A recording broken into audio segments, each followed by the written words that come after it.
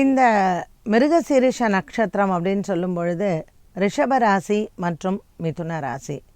இந்த ரிஷபராசி நேயர்களுக்கு 8ஆம் இடத்தில் இருக்கக்கூடிய சூரியன், மிதுன ராசி நேயர்களுக்கு 7ஆம் இடத்தில் இருக்கக்கூடிய சூரியன். ஸோ இந்த சூரிய பகவான் மிருகசீரிஷ நட்சத்திரக்காரர்களுக்கு முறையே ரிஷபம் மற்றும் மிதுன ராசிக்கு ஒரு நன்மையை தருவதாகவே இருந்தாலும் கூட 7ஆம் இடத்தில் இருக்கக்கூடிய சூரியன் கணவன் மனைவி விவகாரத்தில் சற்று ஒரு மனக்குழப்பத்தை கொடுக்கலாம். 8ஆம் இடத்தில் இருப்பதும் அதே தாம்பத்திய வாழ்க்கையில் சில மன சஞ்சலங்கள் ஏற்படலாம். அதனால் ரிஷபராசி மற்றும் மிதுன ராசியில் இருக்கக்கூடிய மிருகசீரிஷ நட்சத்திரக்காரர்கள் வாக்குவாதங்கள் இல்லாமல் பார்த்து கொள்ளலாம். ஸோ கணவன் மனைவி உறவுகளில் சின்ன சின்ன மன குறைபாடுகள் இருக்கும்.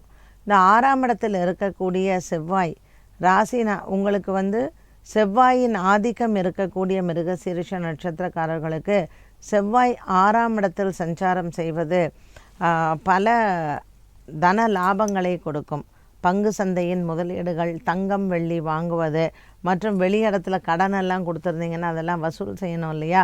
ஸோ அந்த மாதிரியான ஒரு விஷயங்களுக்கெல்லாம் உங்களுக்கு நல்ல ஒரு வெற்றியையும் மாற்றத்தையும் உங்களுக்கு கொடுக்கக்கூடும். மிதுன ராசி நேயர்களுக்கு இந்த மிருகசீரிஷ நட்சத்திரக்காரர்களுக்கு உடல் ஆரோக்கியங்கள் நல்ல முன்னுக்கு வரக்கூடியதாகவே அமையும். ஒரு சிலருக்கு பெண்களுக்கு குறிப்பாக இந்த உடலில் இருக்கக்கூடிய சுரப்பிகள், ஹார்மோன் ப்ராப்ளம்னு சொல்கிறோம் இல்லையா, இந்த ஹார்மோன் இம்பேலன்சஸ் எல்லாம் நல்லாயிட்டு தைராய்டு மற்றும் கர்ப்பப்பையினால் ஏற்படக்கூடிய பிரச்சனைகள் எல்லாம் தீரும். குழந்தை பாக்கியங்கள் எதிர்பார்த்தது போல் உங்களுக்கு கிடைக்கும். சுக்கிர பகவான் 5ஆம் இடத்தில் இருப்பதனால் உங்களுக்கு நல்ல ஒரு முன்னேற்றமும் இந்த சுக்கிரனின் மாற்றமானது உங்களுக்கு குழந்தை பிறப்பை கொடுக்கும். சுக்கிர பகவான் மற்றும் சூரிய பகவானின் சஞ்சாரம் மிருகசீரிஷ நட்சத்திரக்காரர்களுக்கு பணியிடத்தில், வேலை செய்யும் இடத்தில் தன லாபங்களை கொடுக்கும். வேலையில் நல்ல உயர் பதவிகள் மற்றும் மாற்றங்களையும் நீங்கள் எதிர்பார்க்கலாம்.